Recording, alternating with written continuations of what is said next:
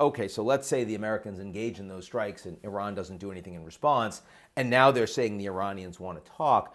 What does that look like? Because the United States is willing to work with this regime in the same way that the United States under Trump is willing to work with a brutal regime in Venezuela as long as they do what the Americans want. And in this case, the question would be about allowing the inspectors back in and getting rid of their nuclear program and ballistic missile program in ways that would be seen as credible to the Americans and the Israelis.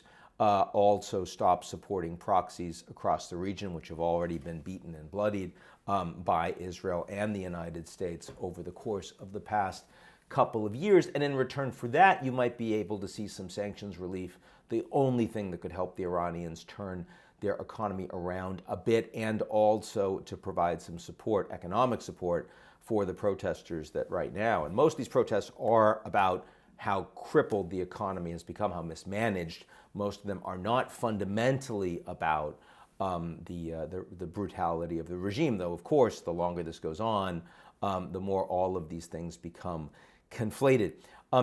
At the same time, there is no real leadership of the opposition in Iran in that regard, different from Venezuela.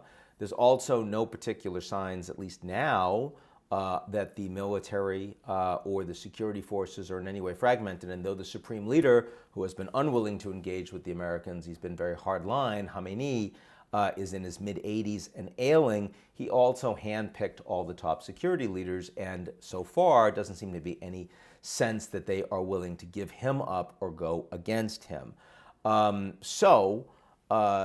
It's hard to imagine in the near term this is actually the end of the regime. It doesn't feel like an imminent collapse.